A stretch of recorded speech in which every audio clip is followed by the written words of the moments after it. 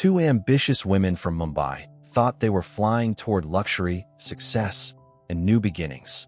But the moment they stepped into the Sheikh's mansion in Dubai, their dreams ended in silence. What began as a promise of opportunity turned into a trap of wealth, deceit, and death.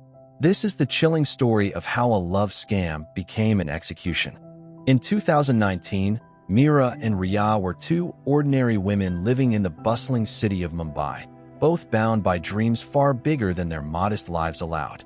Meera, a 30-year-old freelance makeup artist, spent her days traveling across the city with a small kit and endless determination. Every client meant a step closer to financial stability for her widowed mother. Riya, on the other hand, was 28 and ran a small online clothing store from her one-room apartment, managing orders, returns, and customer complaints all by herself. Both women often talked about breaking free from their routine, imagining a future filled with success, travel, and recognition.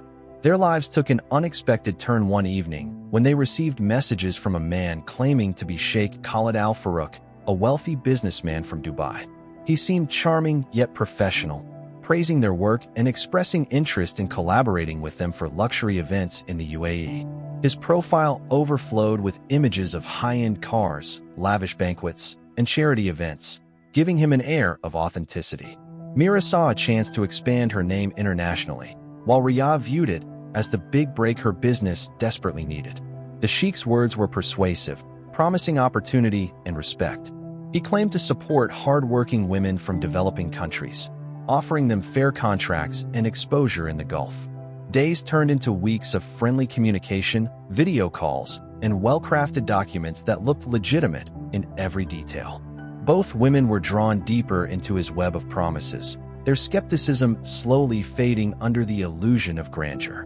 As they exchanged excited messages about their upcoming trip, neither could have imagined that this new beginning was leading them toward a dark and irreversible end. Their fate was already being quietly sealed behind screens. The online persona of Sheikh Khalid Al Farouk was flawless. His social media pages were filled with glossy images of luxury cars, golden halls, and official-looking meetings with dignitaries. Every photo seemed designed to impress. Meera and Riya studied his posts closely, finding nothing suspicious. He responded quickly to their questions, sharing detailed plans about the supposed business collaboration. For Meera, he promised to host a makeup exhibition at a luxury hotel in Dubai, where she would showcase her work to elite clients. For Riya, he offered a partnership to feature her fashion line in a new boutique he claimed to be opening. The offers sounded too good to dismiss, and both women felt a rare sense of luck that seemed to arrive at the perfect time. Within a month, documents bearing golden letterheads arrived by email, contracts, event schedules, and even official invitation letters signed under his company's name. A representative contacted them by phone, speaking politely and guiding them through travel arrangements. Everything appeared organized and professional. The Sheikh even sent first-class tickets and confirmed hotel bookings at a well-known resort, removing any lingering doubts. Their families, though worried, eventually accepted that this might be a genuine opportunity. On the day of departure, Meera packed her makeup brushes carefully, while Riya folded her newest designs into a suitcase, both smiling at the thought of new beginnings. As they boarded the flight to Dubai, they took pictures together, unaware those would become their last. From the window, the city of Mumbai disappeared beneath the clouds. Neither woman realized the luxury they had been promised was nothing but bait, carefully designed to draw them into a dangerous trap waiting thousands of miles away. Their dream journey had just begun its fatal descent into darkness. The journey from Dubai International Airport began with an illusion of grandeur. As Meera and Riya stepped into the arrivals hall, they were greeted by a tall man in a crisp suit, holding a placard with their names printed neatly in gold. He smiled politely, speaking in accented English, and guided them to a waiting black SUV parked outside the terminal. The city shimmered under the night lights, towering skyscrapers, luxury billboards, and the promise of opportunity filled the air. The women exchanged hopeful glances, feeling that their dreams were finally taking shape. The drive started smoothly, the roads wide and silent. They passed by glittering hotels and elegant malls, the kind they had only seen online. The driver made polite small talk, mentioning that the sheik preferred to accommodate special guests in his private residence for safety and comfort. That explanation seemed believable, even flattering. The women leaned back, reassured, unaware that each passing mile was taking them further from safety. Gradually, the bright city lights faded, replaced by long stretches of desert highway. The driver's conversation ceased, replaced by an uneasy quiet. The vast emptiness outside pressed against the windows, broken only by the occasional glimpse of distant lights. When the SUV finally slowed, they saw a massive white structure rise from the sand, a sprawling mansion surrounded by high walls and guarded gates. The building was beautiful but eerily isolated, with no signs of nearby homes or neighbors. Guards in dark uniforms stood silently as the car entered through tall iron gates that clanged shut behind them. The air felt heavy, the silence unsettling. Mira's excitement began to waver, and Riyadh's smile faded. What had seemed like a palace of dreams now stood before them as something far less inviting, grand yet ominously quiet. As the SUV stopped inside the vast courtyard, Mira and Riyadh stepped out, expecting to be greeted with warmth or hospitality. Instead, a cold silence filled the air. The mansion loomed above them, its white marble exterior glowing faintly under the desert moon. Guards wearing black uniforms stood at every corner, watching without expression. No one smiled, no one spoke. A man with a clipboard checked their passports and directed them to follow. Their luggage was taken away without explanation. The two women exchanged uncertain glances but obeyed, assuming it was part of a strict security protocol. They were led through a long, dimly lit corridor lined with golden doors and heavy curtains. The air smelled faintly of incense, but carried a strange chill. Finally, they were shown into separate rooms that looked luxurious but oddly sterile. No personal touches, no warmth, only expensive furniture and locked windows. The man told them to rest and left without further instruction. The door closed behind him with a sharp click that sounded too final. Hours passed in silence. No one came to check on them. No food was offered, and their phones showed no service. Even the Wi-Fi password card placed on the table seemed fake. When Mira tried to step out, a guard blocked her path with a firm hand gesture. Panic crept in as realization dawned that they were isolated, cut off completely. Riyadh knocked on the adjoining wall, trying to signal Mira, but received no response. The golden room that had once symbolized opportunity now felt like a gilded cage. Outside, footsteps echoed faintly through the hallways, slow and deliberate, as if someone was watching. The two women lay awake, fear replacing excitement, their minds whispering the question neither dared to voice. What was really happening here? Morning came slowly, with a pale light filtering through the heavy curtains. Mira awoke to a sound, a faint thud near her door. When she opened it slightly, she found a silver tray placed on the floor with 2 cups of tea and a small folded note. The handwriting was shaky and uneven. It read, "You are not guests here." Her heart pounded as she reread the words. She looked down the hallway, but it was empty. The guards who had stood there the night before were gone. For a moment, the silence was unbearable. She hurried to Riyadh's room, only to find the door slightly open. Inside, Riyadh sat on the bed, pale and trembling. Her suitcase lay open, clothes scattered, and her passport was missing. Some of her jewelry and documents were gone too. They searched the room frantically, hoping it was a mistake, but it quickly became clear that someone had gone through all their belongings. Mira checked her own room. Her passport had vanished as well. Their phones were useless without service, and even the charger ports seemed deliberately damaged. The sense of being trapped began to sink in, cold and undeniable. The maid appeared briefly, her eyes downcast, placing another tray of food on the table. She didn't speak, only whispered sorry before leaving. Mira tried to follow, but the guards appeared again, blocking her path. The women retreated inside, frightened and helpless. Hours turned into a blur of silence and dread. They whispered to each other through the thin wall, trying to make sense of what was happening. The dream of opportunity had turned into a nightmare of confinement. Every sound in the hallway made them flinch. The luxurious mansion no longer looked beautiful. It felt like a trap built from gold and lies. By the second day, the atmosphere inside the mansion grew darker. The women's hope of rescue began to fade. Late in the afternoon, The door to Mira's room opened suddenly.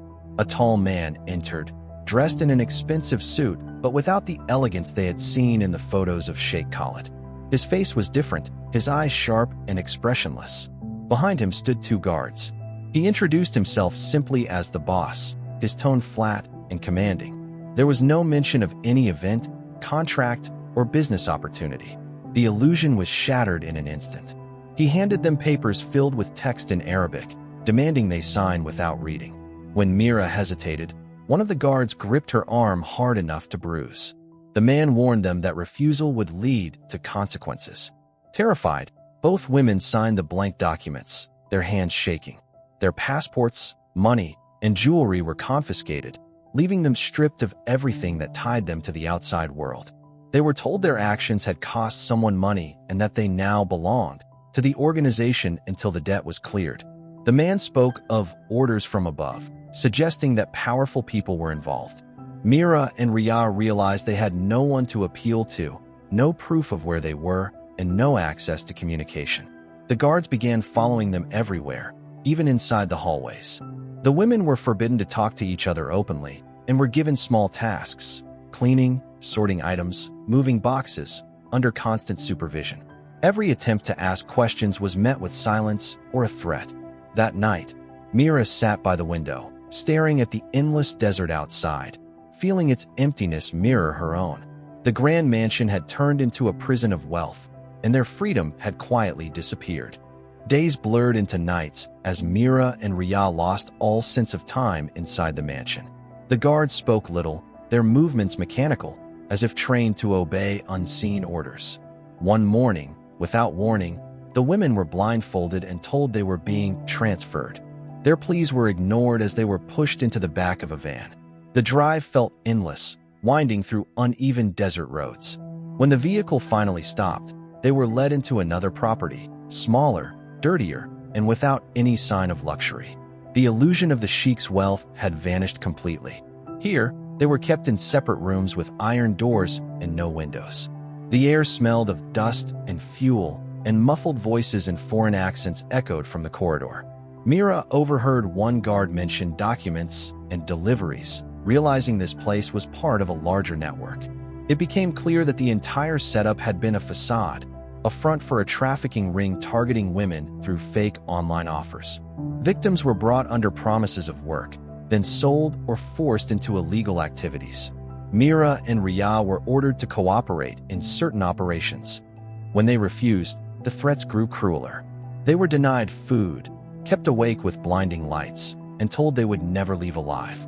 Despite the fear, the women whispered plans to escape whenever possible, clinging to fragile hope. But the security was unbreakable, and any sign of defiance was punished. Weeks passed. They no longer saw the outside world, only the cold walls that surrounded them. Some nights, trucks arrived and left with groups of terrified women, never to return. Mira and Riyah understood then. They were no longer missing. They were trapped inside an invisible system that erased people silently, leaving behind no trace, no witness, and no mercy. Back in Mumbai, the disappearance of Mira and Riyah threw their families into chaos. Days after their last contact, both families grew uneasy as the women stopped replying to messages. Calls went unanswered, and their social media accounts showed no recent activity. At first, relatives assumed the women were busy with work abroad, but soon, anxiety turned into dread. Riyah's brother, Arjun, contacted the hotel listed on her booking, only to be told no such reservation existed. Mira's mother reached out to the airline, which confirmed that both women had indeed landed in Dubai, but offered no further details. Their trail ended the moment they stepped out of the airport. Arjun filed a missing person report with Mumbai police, triggering an investigation that quickly hit a wall. The number and email used by Sheikh Khalid Al Farouk were untraceable, registered through multiple fake accounts. Authorities contacted the Indian embassy in Dubai, but local police found no official record of the Sheikh or any company under his name. The mansion's address, sent in the invitation letters, led to an empty plot of land. It was as if the entire operation had vanished overnight. Desperate for answers, Arjun reached out to journalists and social media influencers, hoping public attention might pressure the authorities. One independent reporter began digging into similar scams targeting women across Asia and uncovered a disturbing pattern. Dozens of victims had disappeared after receiving similar offers from wealthy foreign businessmen. Fake profiles, identical messages, and forged documents all pointed to a coordinated network. Months passed without progress. The families clung to hope, believing the women might still be alive somewhere. But deep down, everyone sensed the truth. Their daughters had walked into something far more dangerous than a scam. They had vanished into a world built on lies and silence. Almost a year after their disappearance, a breakthrough came unexpectedly. Authorities in the United Arab Emirates received an anonymous tip from a local worker about a strange odor coming from an abandoned property on the outskirts of the desert. The land had once belonged to a foreign investor, but no one had visited it in months. Investigators arrived and began searching the site, uncovering shallow graves hidden beneath layers of sand. What they found shocked even the most experienced officers: 2 women buried side by side, wrapped in faded sheets, with traces of expensive jewelry and fragments of Indian identification tucked inside a bag nearby. Forensic experts were called in immediately. The remains were carefully transported to a lab in Dubai, where DNA samples were matched with those provided by Indian authorities. Within days, the results confirmed the worst. Mira and Riyah had been found. The discovery triggered a multi-country investigation, revealing that both women had been executed on the same night they arrived at the mansion. The Sheikh, who had lured them, never existed. He was one of many aliases used by an organized trafficking network operating between the Gulf, Africa, and South Asia. Evidence gathered from nearby properties suggested the group specialized in recruiting young women online, promising jobs, modeling contracts, or business deals. Once the victims arrived, their identities were erased, their belongings destroyed, and they were either sold or killed to prevent exposure. Despite global efforts, the masterminds behind the operation vanished before arrests could be made. The discovery made international headlines. In India, it reignited conversations about online exploitation and the dark side of global glamour. For the families, however, it was not closure. It was confirmation of a nightmare. Their daughters hadn't just disappeared. They had been betrayed, trapped, and silenced forever. The news of Mira and Riyah's deaths spread across India like wildfire. Television channels aired their smiling photos alongside footage of Dubai's golden skyline, creating a haunting contrast between dreams and deception. Their story became a national tragedy, sparking outrage and sorrow. Vigils were held in Mumbai, where hundreds gathered holding candles and posters demanding justice. Yet justice seemed unreachable. The people behind the fake Sheikh'S network had vanished without a trace, leaving only a digital trail that led investigators in circles. The mansion, once described as a private estate, now stood empty, its white walls cracked and its gates rusted, as if time itself had abandoned it. In the months that followed, both families turned their grief into purpose. Mira's mother and Riyah's brother founded an awareness campaign called Voices Against Online Scams, visiting schools and colleges to warn others about deceptive offers. Their message was simple but powerful. Not every opportunity online is real, and sometimes the cost of chasing a dream is life itself. The campaign gained national attention, helping other families recognize similar patterns before it was too late. International authorities tightened monitoring on digital trafficking rings, but for many victims, it was already too late. Mira and Riyah's story became a grim reminder of how quickly hope can turn into horror in the digital age. Their names were added to a global database of trafficking victims, symbolizing the silent epidemic of online exploitation. The Sheikh's mansion, now surrounded by desert winds, remains untouched, a ghostly monument to greed and deceit.